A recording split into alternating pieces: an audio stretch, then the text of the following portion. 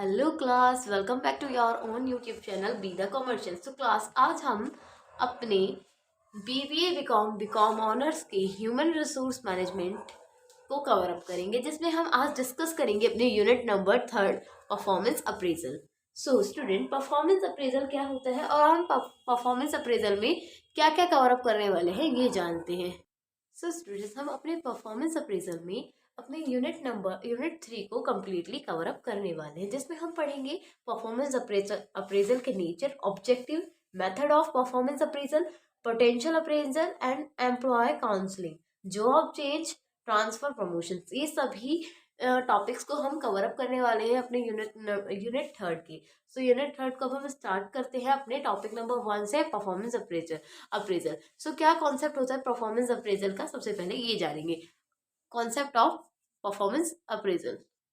So students, यहाँ हम जानेंगे concept of performance appraisal. So performance appraisal क्या होता है आपके अकॉर्डिंग? नॉर्मल वर्ड में परफॉर्मेंस का मतलब क्या होता है कि जब आप किसी वर्क को करते हैं तो वो परफॉर्मेंस कहलाती है। जैसे आपने डांस किया तो डांस आपने लोगों के सामने रिप्रेजेंट किया, वो परफॉर्मेंस हो गई। आपने कुछ मीटिंग या फिर कुछ प्रेजेंटेशन अपने एम्प्लॉयज़ और सबॉर्डिनेट्स के सामने रिप्रेजेंट की, तो आपकी जो प्रेजेंटेशन होगी वो आपकी क्या होगी? परफॉर्मेंस हो गई। परफॉर्मेंस का मतलब क्या होता है? जो भी आप काम करेंगे और दूसरों के सामने उसे रिप्रेजेंट करेंगे, अपने वर्क को दूसरों के सामने रिप्रेजेंट करना ही परफॉर्मेंस कहलाता है। ठीक है। इसी के साथ अप्रेजल क्या होता है कि जो आपने परफॉर्मेंस की होती है उसके बिहाफ पे आपको क्या मिल रहा है, उसके रिटर्न में आपको क्या मिल रहा है, उसके बदले आपको कोई क्या दे रहा है, वो कहलाता है परफॉर्मेंस अप्रेजल। अप्रेजल का मतलब कि जो भी आपने वर्क किया है उसके बिहाफ पे आपको कुछ तो रिटर्न में मिलना, मैं चाहे वो मॉनेटरी टर्म में हो या फिर किसी क्वालिटेटिव टर्म में हो। ठीक है, दोनों के अलग अलग मीन होते हैं। तो परफॉर्मेंस अप्रेजल का सिंपल वर्ड में ये मीनिंग होता है कि जो आप काम कर रहे हैं तो उसके बदले में आपको क्या मिल रहा है। फॉर एग्जाम्पल, मिस्टर राम अगर किसी कंपनी में काम कर रहे हैं, वहां एज अ मैनेजर वर्क कर रहे हैं, तो यहाँ पे उनकी परफॉर्मेंस क्या हो गई? मैनेजमेंट उनकी परफॉर्मेंस हो गई, और उनको अप्रेजल में क्या मिलेगा? उनकी सैलरी मिलेगी। तो परफॉर्मेंस अप्रेजल का मतलब क्या था कि जो आप वर्क कर रहे हैं उसके बिहाफ पे आपको कुछ पे ऑफ करना। ओके, कॉन्सेप्चुअली जान लेते हैं परफॉर्मेंस अप्रेजल क्या होता है। It is a method of evaluating the behaviour. ये एक मेथड है जिसमें हम इवेल्युएट करते हैं, यानी कि मूल्यांकन करते हैं किसका? द बिहेवियर ऑफ एम्प्लॉयज, अपने एम्प्लॉयज के बिहेवियर को, यानी कि किस तरीके का बिहेवियर है एक एम्प्लॉय का उनकी ऑर्गेनाइजेशन के अंदर, इन वर्क स्पोर्ट, जिस जगह पे वो वर्क कर रहे हैं। तो यानी कि हम परफॉर्मेंस अप्रेजल में मूल्यांकन करते हैं उसके बिहेवियर का, अपने एम्प्लॉयज के बिहेवियर का, जिस जगह वो काम कर रहा होता है, कि उनका किस तरीके का बिहेवियर है, जिस जगह वो वर्क कर रहे हैं, वो कैसे लोगों को ट्रीट करते हैं और कैसे रिस्पॉन्स एंड रिप्लाईज देते हैं। ठीक है, नॉर्मली इंक्लूड करते हैं बोथ। इसमें सभी इंक्लूड की जाती है दो चीजें, क्या क्या? Quantitative and qualitative aspect of a job performance. जिसमें क्वांटिटेटिव और क्वालिटेटिव क्या समझा रहे हैं बच्चों? क्वांटिटेटिव बता रहा है आपको क्या, कि आप कितना वर्क कितने टाइम पीरियड में कर रहे हैं, यानी कि हाउ मच। क्वांटिटेटिव बता देगा आपको हाउ मच, यानी कि कितने टाइम में आप किसी वर्क को कंप्लीट कर रहे हैं। क्वालिटेटिव मतलब इन मैनर, इन किस मैनर में आप कर रहे हो, in which manner you are doing, in which manner, यानी किस तरीके से आप अपने वर्क को परफॉर्म कर रहे हैं। दोनों में, इस पूरी डेफिनेशन में 3 मेजर टर्म है कि इसमें हम सबसे पहले इवेल्युएट करते हैं, मूल्यांकन करते हैं। टर्म नंबर 1 किसका? बिहेवियर का, किसके? एम्प्लॉयज के। टर्म नंबर 2 बिहेवियर हो गया हमारे, और किसके बिहेवियर को? एम्प्लॉयज के बिहेवियर को। जिसमें हम क्या चीजें देखते हैं? क्वालिटेटिव क्वांटिटेटिव देखते हैं, यानी कि हम कितना काम कर रहे हैं, और क्वांटिटेटिव देखते हैं, क्वांटिटेटिव और क्वालिटेटिव, यानी कि किस तरीके से कर रहे हैं।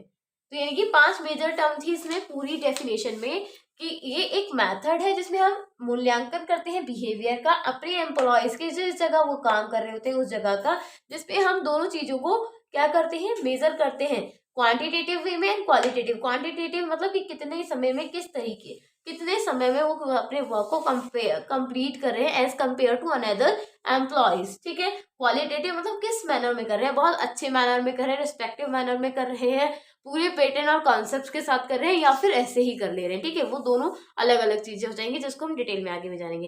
क्वालिटेटिव मतलब किस तरीके से कर रहे हैं, क्या परफेक्टनेस है उनके वर्क में। तो इसीलिए हम क्या करते हैं अपने परफॉर्मेंस अप्रेजल में क्वांटिटेटिव एंड क्वालिटेटिव एक्सपेक्ट को जानते हैं जॉब परफॉर्मेंस के, यानी कि परफॉर्मेंस अप्रेजल एक एम्प्लॉयज के लिए किया जाता है जिसमें उनके वर्क के बिहाफ पे उनको अप्रेजल दिया जाता है, उनके वर्क के बिहाफ पे उनको सैलरी पे की जाती है या फिर अदर चीजें फाइनेंशियल या मॉनेटरी टर्म में उनको कुछ ना कुछ पे किया जाता है। तो ये था कॉन्सेप्ट ऑफ परफॉर्मेंस अप्रेजल जो होपफुली आपको समझ आ गया होगा। अब हम बात करेंगे अपने objective of performance appraisal. So students, अब हम जानेंगे ऑब्जेक्टिव ऑफ परफॉर्मेंस अप्रेजल, यानी कि क्या क्या ऑब्जेक्टिव है इसको पीछे करने, परफॉर्मेंस अप्रेजल करने के पीछे की वजह क्या है, रीजन क्या है, क्या कारण हो सकते हैं, ठीक है। तो क्या क्या ऑब्जेक्टिव होते हैं हमारे परफॉर्मेंस अप्रेजल के लिए, जानते हैं। First one is compensation decision, यानी कि कंपनसेशन डिसीजन में क्या आता है कि जब आप किसी पर्सन, किसी एम्प्लॉय के परफॉर्मेंस को अप्रेज करते हैं, देखते हैं, उसका मूल्यांकन करते हैं, तो किस लिए करते हैं, उसको जब आपको पे ऑफ करना होता है। आप एक मैनेजर है किसी कंपनी के, तो अगर आप अपने एम्प्लॉय को सैलरी देंगे तो किसके बिहाफ पे देंगे, उसकी परफॉर्मेंस के बिहाफ पे ही तो देंगे, जो उसे आप अप्रेजल देंगे, जो सैलरी देंगे किसके बिहाफ पे देंगे, उनके वर्क के बिहाफ पे देंगे, सैलरी देने के प्रोस्पेक्टिव से देंगे, ठीक है। परफॉर्मेंस अप्रेजल किस लिए किया जाता है, कंपनसेशन डिसीजन के लिए, कि उनको कितना पे ऑफ करना चाहिए, कितनी उनको क्या कहना चाहिए, कितना उनको पे करना चाहिए, जिस जिस तरीके से वो परफॉर्म कर रहे हैं, जो भी वो वर्क कर रहे हैं, तो उसके लिए उन्हें कितना पे करना है, ये कंपनसेशन डिसीजन में हम लेते हैं। तो परफॉर्मेंस अप्रेजल को करने के पीछे सबसे मेन मोटिव क्या होता है कि हम उनको कंपनसेशन, उनकी सैलरी डिसाइड करते हैं। सिंपल वर्ड में कहेंगे कि उनकी सैलरी डिसाइड करने के लिए हम परफॉर्मेंस अप्रेजल करते हैं, ठीक है। फिर क्या है हमारा next one is performance promotion decision, comma लगा है, that means decision he follow up किया गया यहाँ पे।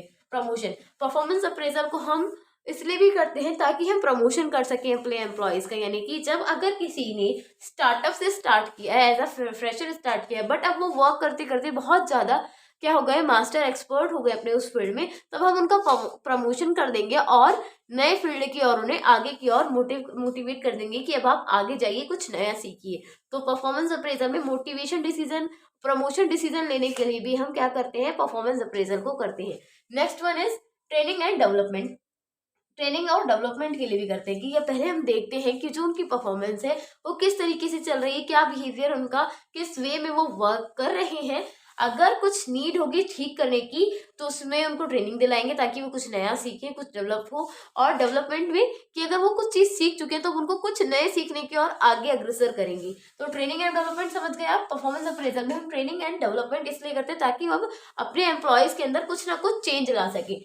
नेक्स्ट वन इज फीडबैक, कि हमें फीडबैक मिल सके कि जो हमारे वर्कर्स, एम्प्लॉयज, सबऑर्डिनेट जो हमारे कंपनी में या हमारी ऑर्गेनाइजेशन में वर्क कर रहे हैं, आखिरकार उनका परफॉर्मेंस कैसा चल रहा है, क्या लोगों उनके खुद के सबऑर्डिनेट्स और एम्प्लॉयज का उनके बारे में क्या कहना है, वो खुद कितने हार्ड वर्किंग है या क्या केयरलेस है, सब चीज़ जानने के बारे में हम क्या करते हैं, परफॉर्मेंस अप्रेजल को करते हैं। पर्सनल डेवलपमेंट के लिए, पर्सनल डेवलपमेंट कि जब हम परफॉर्मेंस, जब मैनेजर अपनी कंपनी के मैनेजर, सबऑर्डिनेट्स, एम्प्लॉयज, इन सबको अच्छे से जानेंगे, उनकी परफॉर्मेंस को देखेंगे कि किस तरीके से वो वर्क कर रहे हैं, तो कहीं ना कहीं कुछ ना कुछ बदलाव की अगर आवश्यकता होगी तो वो चेंज करेंगे ताकि वो कंपनी ऑर्गेनाइजेशन के पर्सनल डेवलपमेंट में भी अच्छा होगा और साथ ही साथ एम्प्लॉयज की भी पर्सनल डेवलपमेंट के लिए क्या होगा, अच्छा होगा। इसीलिए परफॉर्मेंस अप्रेजल में हम पर्सनल डेवलपमेंट के लिए भी क्या करते हैं, परफॉर्मेंस अप्रेजल को हेल्ड ऑन करते हैं।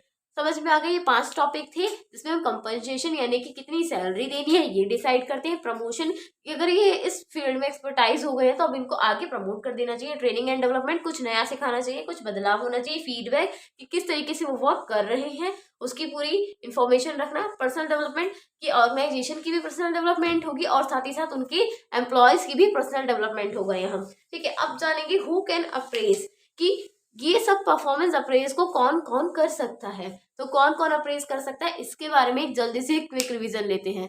Okay, so topic number 3 is who can apprise, यानी कि कौन कौन अप्रेज कर सकता है, कौन कौन परफॉर्मेंस अप्रेजल में अप्रेज कर सकता है। तो यहाँ पे काफ़ी लोग हैं जो अप्रेज कर सकते हैं, बट जब जिसके लिए हम परफॉर्मेंस को अप्रेज कर रहे हैं, यानी कि जिसकी परफॉर्मेंस को अप्रेज किया जाएगा, वो उनसे सीनियर होना चाहिए और उनके पास उस फील्ड का अच्छा एक्सपीरियंस होना चाहिए, ताकि वो किसी को जज कर सके और उनके क्वालिटी और उनके वर्क को देख के उनको अप्रेज कर सके। यानी कि यही मेन होना ज़रूरी है कि उनके पास खुद के पास क्या हो, पूरा एक्सपर्टाइज हो, वो खुद भी उस फील्ड में और पूरी नॉलेज हो, ताकि वो किसी के साथ भी कोई बायस्ड ना हो सके, या फिर जिसका जितना काम है उसको उतना अप्रेजल मिल सके, उससे ना कम हो और ना ही उनका कोई नुकसान हो। तो कौन कौन लोग कर सकते हैं अप्रेज? तो सबसे पहले आएंगे हमारे सुपरवाइजर्स। सुपरवाइजर्स कौन होते हैं? सुपरवाइजर अप्रेज कर सकते हैं क्योंकि उनके पास पूरी नॉलेज और एक्सपीरियंस होता है और वो जानते हैं कि किस तरीके से वर्क कितने किसी एक्टिविटी को परफॉर्म करने में कितना टाइम लगेगा और कितना टाइम लगना चाहिए। उनके पास सारी नॉलेज होती है, इसलिए सुपरवाइजर अप्रेज कर सकते हैं। ठीक है। फिर है सबऑर्डिनेट। सबऑर्डिनेट्स कौन होते हैं? जो सबऑर्डिनेट्स जो हमारे सीनियर्स होते हैं, जिनके पास नॉलेज होती है, वो क्वालिफाइड होते हैं, वेल क्वालिफाइड होते हैं, उन वो लोग भी आपको अप्रेज कर सकते हैं। सेल्फ यानी कि हम खुद भी अपना सेल्फ परफॉर्मेंस अप्रेजल कर सकते हैं। यानी कि अगर आप किसी कंपनी में खुद वर्क कर रहे हो तो आपको पता होना चाहिए कि जितना आप वर्क कर रहे हो उसके अकॉर्डिंग आपका अप्रेजल कितना होना चाहिए। अगर आप किसी कंपनी में 8 आवर्स वर्क कर रहे हो और आपका वर्क पोजीशन, आपका वर्किंग लोड जितना है, तो आपको उसके अकॉर्डिंग अपनी सैलरी का आइडिया होना चाहिए कि कितनी salary you have to take. ठीक है। फिर है पीयर्स, यानी कि जो हमारे साथ वर्क करते हैं लोग, और वो लोग भी हमारे परफॉर्मेंस को अप्रेज कर सकते हैं, क्योंकि उनको भी पता होता है कि अगर आप सब लोग सेम ही एक्टिविटी को परफॉर्म कर रहे हैं तो उस पर्टिकुलर एक्टिविटी को परफॉर्म करने में कितना टाइम लगता है, कितना वर्क, कितनी मेहनत लगती है, तब जाके वो एक टास्क पूरा होता है। तो ये 4 लोग थे और सो ऑन, इसमें और भी एडअप किया जा सकता है, 1-2 लोग और हैं जिनको ऐड कर सकते हैं, बट मैंने नेसेसरीज बताए हैं जो लोग आपको अप्रेज कर ही सकते हैं पूरी तरीके। तो सुपरवाइजर हो गए, subordinate, self and peers. Peers मतलब कौन होता है? जो हमारी साथ में वर्क करते हैं, ग्रुप मेंबर आपके। ठीक है। ग्रुप मेंबर यहाँ मैं मेंशन कर रही हूँ, में भी याद रहेगा आप लोगों को। ठीक है। नेक्स्ट टॉपिक इज, स्टार्ट करते हैं नेक्स्ट टॉपिक हमारा। सो स्टूडेंट्स, अब हम करेंगे अपना topic method of performance appraisal, कि किन किन मेथड्स को हम यूज करके परफॉर्मेंस अप्रेजल कर सकते हैं, परफॉर्मेंस को अप्रेज कर सकते हैं। बेसिकली 2 मेथड्स को यूज किया जाता है, जिसमें होते हैं हमारे past oriented methods and future oriented method. Basically कितने होते हैं तो अभी जान लेते हैं। 2 टाइप्स के मेथड्स होते हैं हमारे। One is past oriented,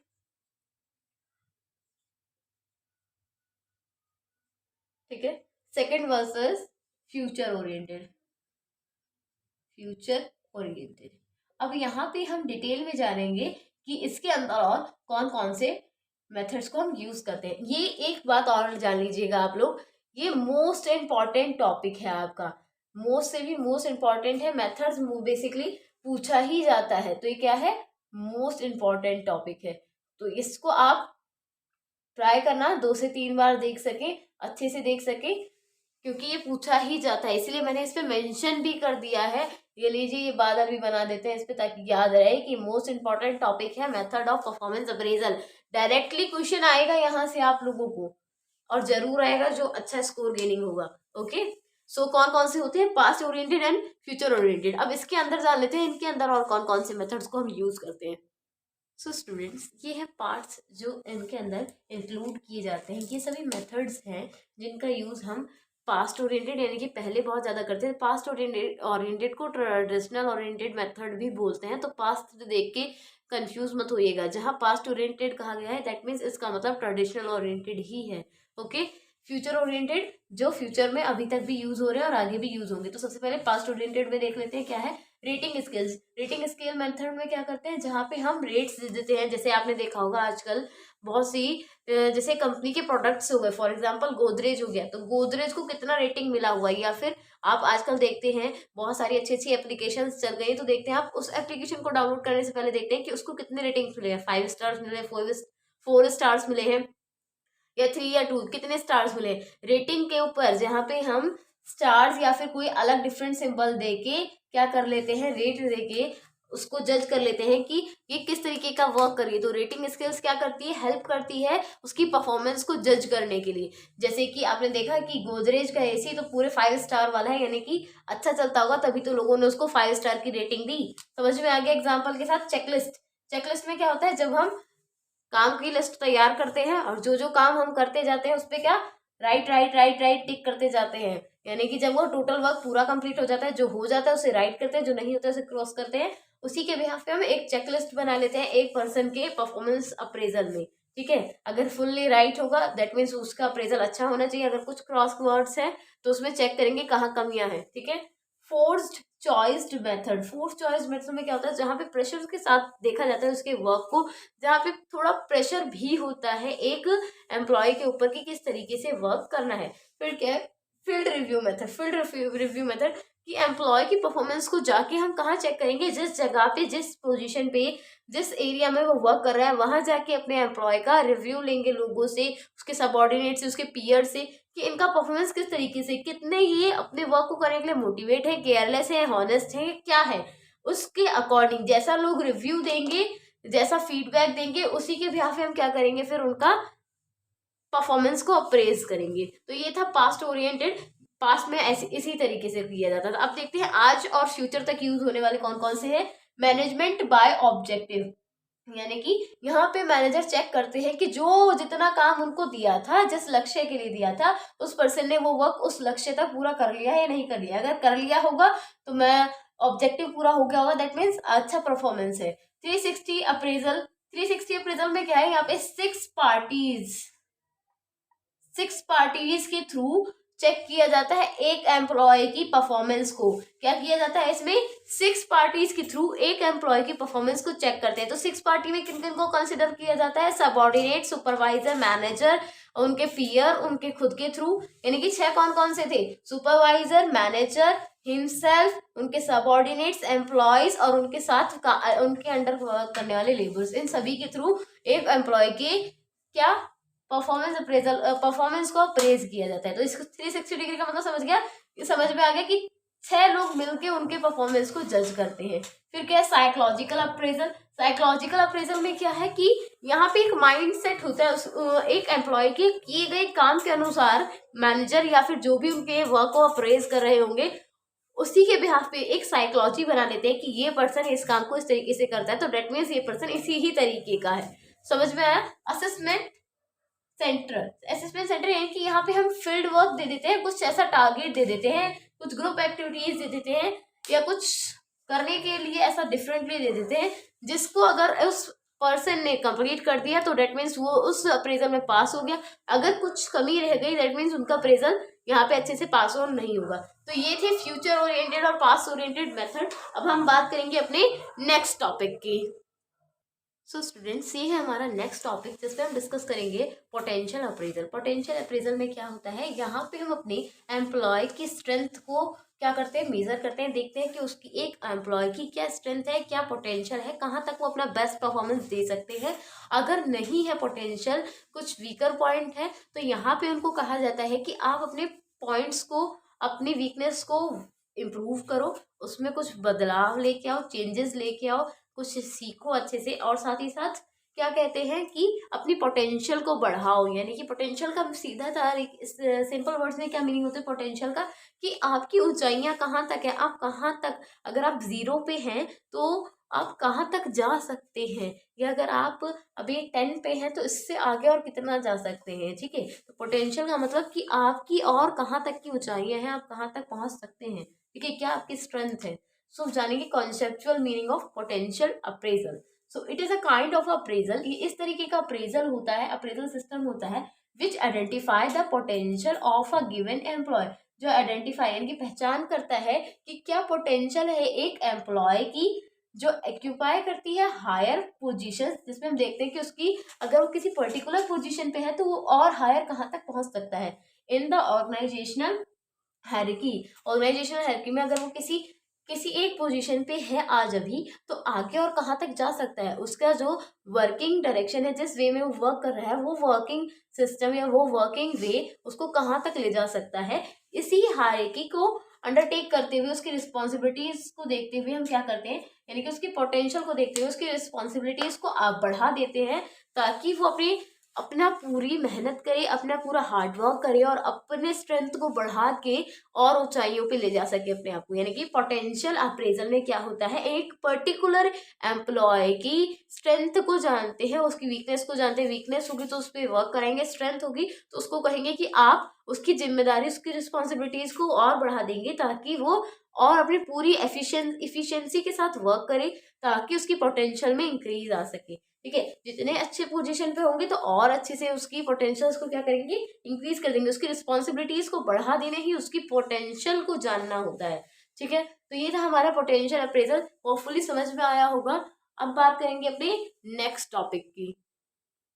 so students, अब हम यहाँ जानेंगे एम्प्लॉय काउंसलिंग की। जब हम परफॉर्मेंस अप्रेजल करते हैं तब हम यहाँ पे अपने एम्प्लॉय की, जब परफॉर्मेंस अप्रेजल पूरा कंप्लीट हो जाता है या फिर उसी के दौरान ही हम एम्प्लॉय की काउंसलिंग करते हैं। यानी कि काउंसलिंग का मतलब क्या होगा, आपने बहुत बार पहले भी सुना होगा। काउंसलिंग किसे कहते हैं, जब किसी चीज़ के बारे में बैठ के बात करते हैं, किसी प्रॉब्लम का कोई प्रॉब्लम होती है और उसका सोल्यूशन निकालना होता है, उसी को काउंसलिंग करते हैं। ये हमेशा टू वे प्रोसेस होता है जिसमें एक काउंसलर होता है, एक वो पर्सन होता है जो उस किसी क्रिटिकल सिचुएशन से गुजर रहा होता है। तो उसकी प्रॉब्लम को सॉल्व करने के लिए एक काउंसलर क्या करता है, उससे कम्युनिकेट करता है, उनकी प्रॉब्लम को सुनता है, समझता है, देन उनको एडवाइस करता है कि उनको किस चीज़ को करना चाहिए, कौन कौन से स्टेप्स को फॉलो अप करना चाहिए ताकि उनकी प्रॉब्लम सॉल्व हो सके। तो ये था काउंसलिंग का मतलब। ओके, अब एम्प्लॉय काउंसलिंग क्या होती है ये जानते हैं। Discussion of an emotional problem, जब हम डिस्कस करते हैं यानी कि विचार विमर्श करते हैं, बात करते हैं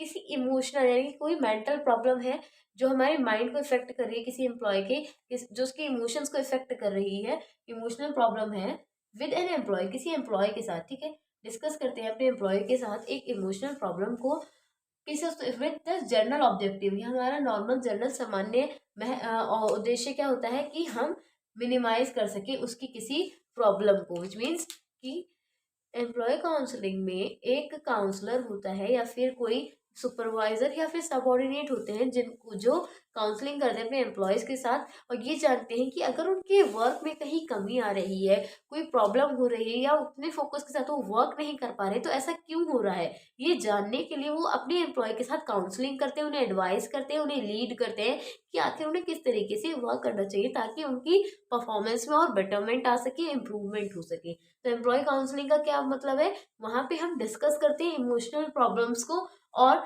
किस अपने एम्प्लॉय के साथ किस एम के साथ कि हमारा जनरल ऑब्जेक्टिव क्या होता है यहाँ पे कि हम मिनिमाइज कर सके उनकी प्रॉब्लम्स को। तो किस लिए जरूरत होती है, हमें नीड फॉर क्या है हमारा कि काउंसलिंग करने की जरूरत हमें किस लिए होती है, तो काउंसलिंग की जरूरत होती है हमें कन्फ्लिक्ट करने के लिए। यानी कि किसी चीज जब उन्हें कोई प्रॉब्लम हो रही हो, एम्प्लॉय को कोई प्रॉब्लम हो रही तो उनको समझा सके कि कैसे काम करना है और उनके प्रॉब्लम को सोल्यूशन दे सके। ठीक है, फ्रस्ट्रेशन के लिए कि अगर उनको किसी चीज़ का गुस्सा है, कोई प्रॉब्लम है, कोई इश्यू है, कुछ कमी है, तो वो अपने प्रॉब्लम को बता सके, अपनी फ्रस्ट्रेशन को बता सके। साथ ही साथ स्ट्रेस, जब उन्हें किसी चीज़ की डर होता है, टेंशन होता है, तब भी एक एम्प्लॉय को काउंसलिंग की नीड होती है। एडवाइस कि अगर अच्छे से काम नहीं कर रहे हैं तो बताया जाए, उनको एडवाइस दिया जाए कि उन्हें किस वे में वर्क करना चाहिए। तो ये था हमारा एम्प्लॉय काउंसलिंग। बिल्कुल मेन पढ़ा रही हूँ, इंपॉर्टेंट पढ़ा रही हूँ जो डायरेक्ट आपके एग्जाम में आएगा। और अगर आप इतना लेके भी आओगे और अपने आप से कुछ ऐड ऑन करेंगे तो बहुत अच्छे मार्क्स आप इसमें ला सकते हैं। ठीक है, अब हम बात करते हैं अपने लास्ट टॉपिक की। देखते हैं क्या है हमारा लास्ट। सो स्टूडेंट्स, अब हमारा नेक्स्ट टॉपिक है job change and transfer and promotion. So job change का मीनिंग क्या है कि हम जब जॉब्स को चेंज करते हैं यानी कि जो पर्सन जिस पर्टिकुलर पोजीशन पे वर्क कर रहा है उसकी पोजीशन को चेंज कर देंगे, या तो उसका ट्रांसफर कर देंगे यानी कि उसे एक ब्रांच से दूसरी ब्रांच या एक कंपनी से किसी दूसरी कंपनी में शिफ्ट कर देंगे, या फिर उसका वर्क देख के उसका प्रमोशन कर देंगे। यानी कि अगर वो अपनी फील्ड में एक्सपर्टाइज हो गए, एक्सपीरियंसड हो गए हैं, तो हम उनको आगे की पोस्ट दे देंगे ताकि वो नए स्किल्स को सीखे।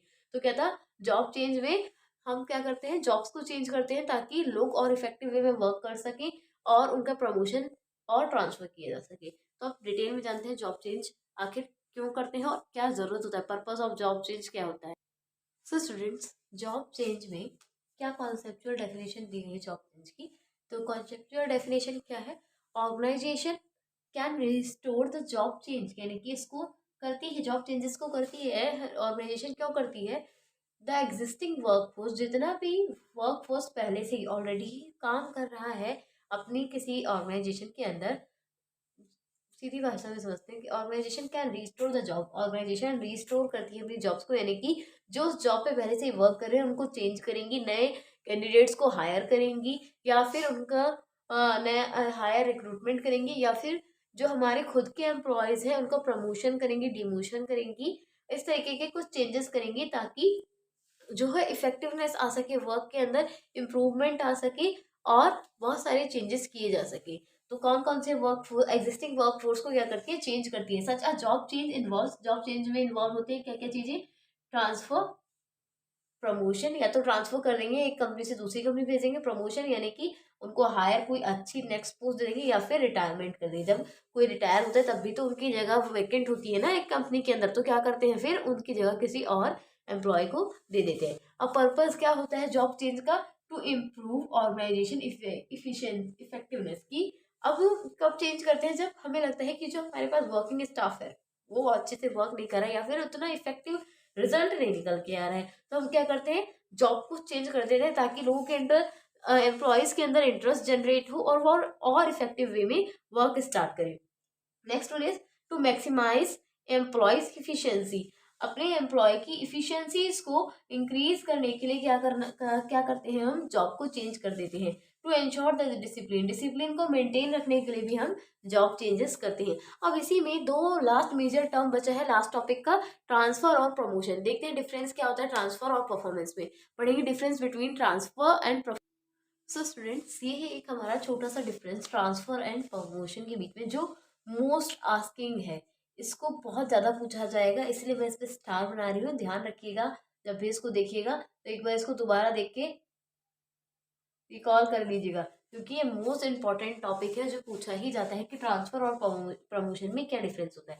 तो ट्रांसफर क्या कहते हैं, जब किसी को एक जगह एक जॉब से शिफ्ट करके किसी दूसरी जॉब पे भेज देते हैं, बट वहां ना उनकी सैलरी इंक्रीज होती है, ना पोजीशन चेंज होती है, और ना ही कोई रिस्पॉन्सिबिलिटी है, काम वही होता है, बस जगह बदल देते हैं। प्रमोशन क्या होता है कि जगह वही होती है, सैलरी ज्यादा होती है, रिस्पॉन्सिबिलिटीज ज्यादा होती हैं, बट पोजीशंस बदल जाती है, जिसकी वजह से आपका कंपनसेशन या फिर कह दें कि सैलरी भी ज्यादा होती है। तो प्रमोशन क्या है, it is the movement of employ. यहाँ पे सिर्फ मूवमेंट होता है एम्प्लॉय का, एम्प्लॉय ही एक जगह से दूसरी जगह जाता है, from one job to another, एक जगह से दूसरी जॉब पे जाता है विदाउट, बट बिना किसी चेंज इन, बदलाव के, किसमें, सैलरी, पोजीशन, रिस्पॉन्सिबिलिटीज। तो ट्रांसफर में क्या करते हैं, एम्प्लॉय को मूव करते हैं एक जगह से दूसरी जगह पे, बट उनकी सैलरी में या फिर उनकी रिस्पॉन्सिबिलिटी या उनकी पोजीशन में कोई चेंज नहीं होता है, इसीलिए इसको ट्रांसफर कहते हैं। अब बात करेंगे प्रमोशन की। Promotion it take place when a employ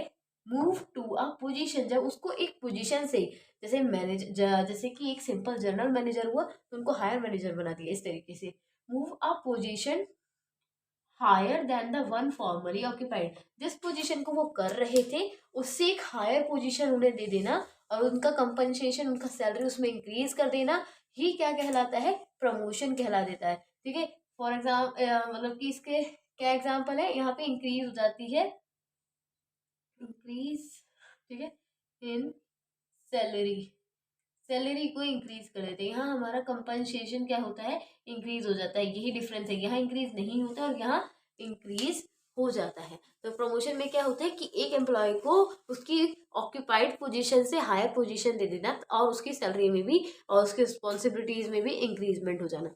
तो ये था हमारा छोटा सा डिफरेंस प्रमोशन एंड ट्रांसफर के बीच में। होपफुली पूरी क्लास बहुत अच्छे से समझ आई होगी। तो जाते जाते वीडियो को लाइक शेयर एंड सब्सक्राइब करना ना भूलिएगा। आज आपकी कंप्लीट यूनिट थर्ड मैंने इस 25 मिनट्स में, कितने मिनट्स में, हाँ जी 28 मिनट में पूरी कंप्लीट करा दी है। So don't forget to say thanks to me and like the hit button. Okay class, take care, bye bye.